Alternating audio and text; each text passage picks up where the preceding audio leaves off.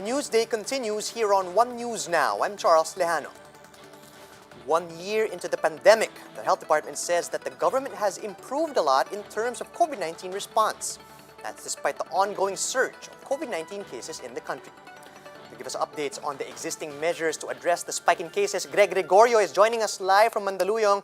Greg, good afternoon. Could you tell us the reasons cited by the DOH to justify that their COVID-19 response in the country has indeed improved? Yes, Charles, good afternoon. Health Undersecretary Maria Rosado Vergeire cited, for example, the testing capacity in the Philippines. If we remember back in March 2020 or at the start of the pandemic, we only had one COVID-19 laboratory, which is the Research Institute for Tropical Medicine, or the RITM. But over a year, we now have more than 200 COVID-19 testing laboratories across the country. Apart from that, Vergeire said, we have formulated, or we established, the One Hospital Command System to ensure that no healthcare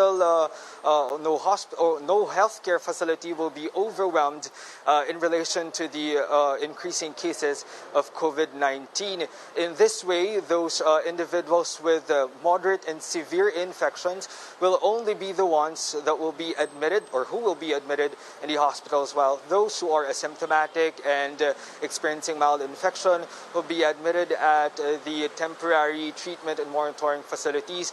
And despite the more than 607,000 COVID-19 cases recorded so far, Vergeire said it seems like the health care workers in the Philippines are now more familiar with how would they treat this COVID-19 patients, because if we are to look at the statistics, the case fatality rate in the country, or the number of individuals dying because of COVID-19, is just around 2%. Charles? Yes, and we are hearing that the vaccination is our best weapon against COVID-19 at this point. But then could you tell us how many people have been actually vaccinated as of today? And among them, how many experienced adverse reactions? And were any of them serious? Yes, Charles, DOH said vaccination, or the vaccines, is one of our weapon against the pandemic. As of the latest report of the Department of Health, there are about 113,000 individuals who have been vaccinated against COVID-19.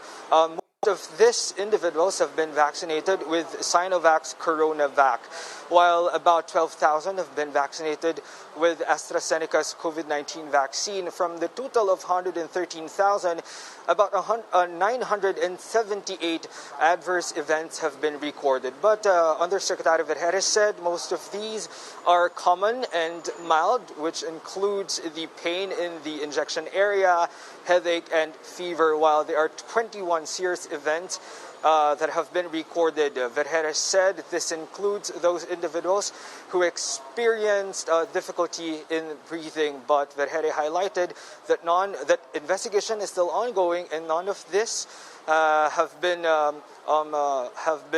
identified as indeed because of the COVID-19 vaccine. Charles? Correct, Greg. One of the news items that we reported earlier today was the suspension of the use of AstraZeneca in certain European countries. Did the DOH have something to say about this, especially as regards the fear of blood clotting? Yes, Charles, according to Undersecretary Vergeire, there is this statement from the European Medical Association that this incident of blood clot is not really directly related to the COVID-19 vaccine. Thus, our local health experts here are also saying that there is no reason for us to stop the use of AstraZeneca's vaccines in our vaccine rollout. And they are also saying that the benefits of having this vaccine still outweigh the risk that has been recorded in other countries. Charles? Right, so Greg, AstraZeneca still very much a go, but then can we talk about what is the reason, the main reason for the spike of cases in the country according to authorities? Charles, according to Vergere, the increasing number of cases in the country is still primarily because of the non-compliance to the minimum public health standards of the public. But of course, it is driven by the detected variants in various cities in the country. With this, the Department of Health is still saying that compliance to minimum public health standards would still help us avoid the transmission and further increasing the number of COVID-19 infection in the Philippines. Charles? All right, is the government looking to add more cold storage facilities for vaccine storage? I understand that we still have a long way to go as regards vaccines that are yet to arrive. Yes, Charles, according to Vergere, there is an ongoing bidding process for the third-party cold storage facilities that will help the country store the amount or the number of COVID-19 vaccines coming into the Philippines from different brands. But according to Vergere, almost all or most of the bidders had a disqualified bid because of a certain clause. According to Vergere, there's this clause that the Department of Health can only provide an amount to this entity once a service has been rendered, which entities are having problem with. So according to Vergere, bidding must continue because we really need to store vaccines for us to use this efficiently for the population. Charles? That understood, Greg. Let's talk about the tourism department now. What does the department have in store insofar as beefing up health and security measures for those traveling due to this surge in cases? And in light of this surge of cases, are they planning to close some destinations? Charles, in the press conference earlier with the Department of Health and the Department of Tourism's Undersecretary Benito Bengson, he highlighted that the IATF has already decided to relax certain requirements in traveling.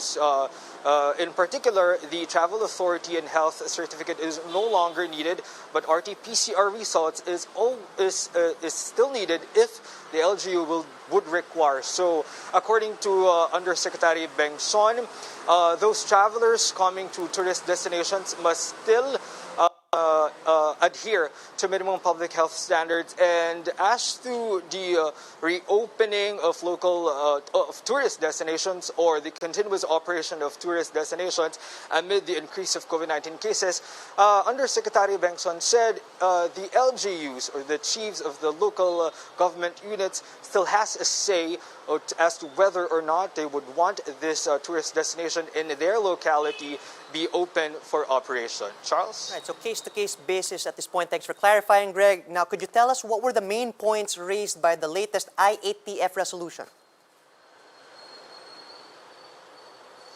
Yes, Charles, according to the latest IATF resolution number 102, the IATF has adopted the recommendation of the Department of Health for the strengthened implementation of minimum public health standards, especially in establishments, particularly in implementing engineering controls like the use of barriers and the contact tracing, as well as the ensuring of well ventilation in enclosed areas. Part of this is also the further use of the Stay Safe app and the encouragement of the barangay health emergency response teams to be proactive in identifying cases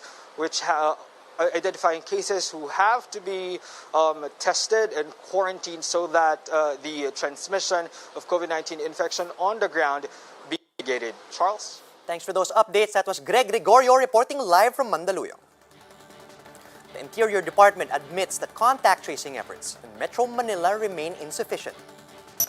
In an interview with Radio 5's Ted Filon, Interior Undersecretary Epimaco Dinsing says Metro Manila LGUs are falling behind. The Health Department's recommended contact tracer to population ratio of 1 to 800.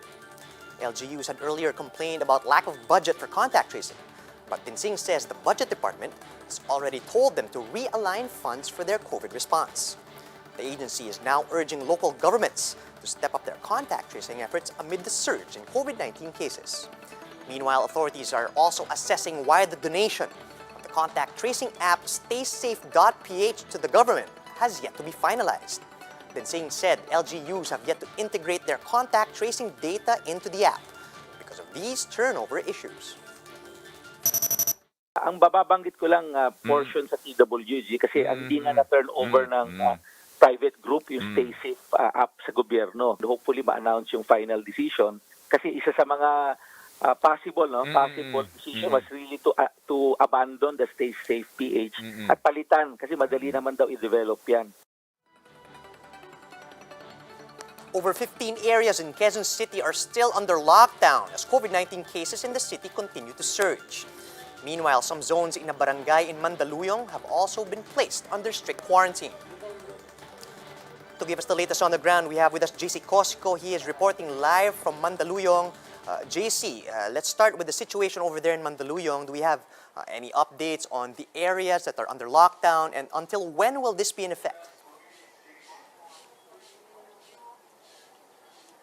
Charles, we are here in Block 41 in Barangay Addition Hills, where zones 4, 5, and 9 are currently placed under granular lockdown until March 18. Now, there are 6 cases here in the area, all of which were brought in their quarantine facilities, and only those with essential services and appors are allowed to go out during the lockdown. Charles. All right, do we have any updates as regards the testing and contact tracing in Mandaluyong?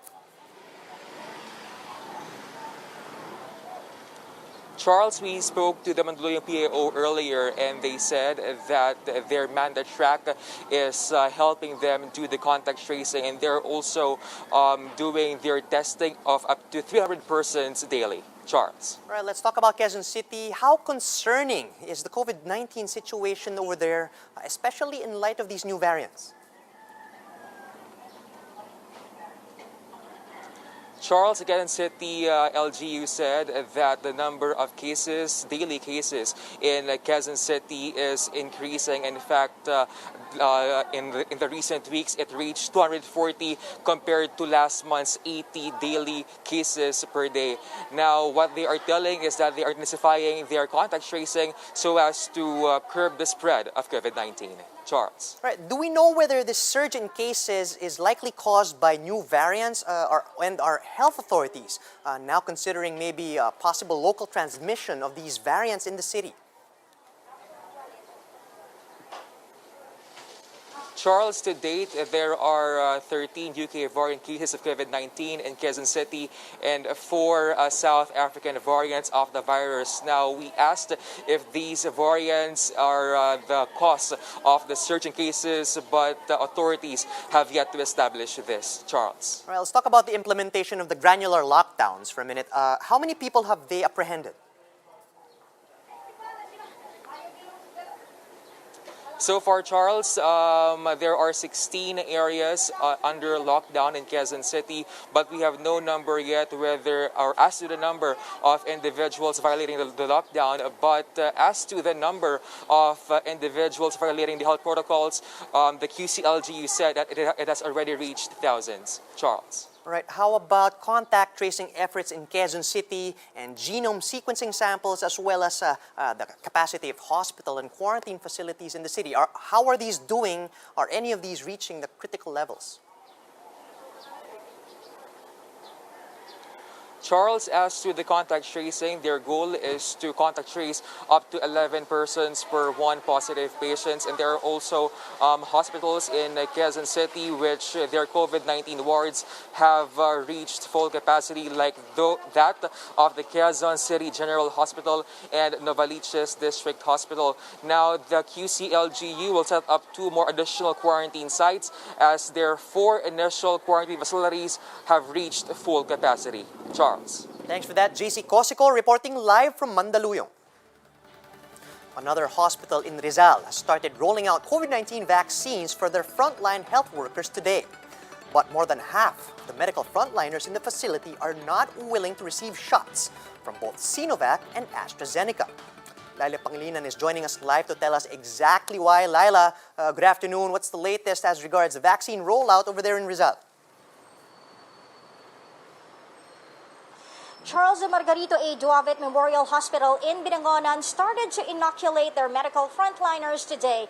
This is the second provincial hospital in Rizal to receive its allocation from the health department.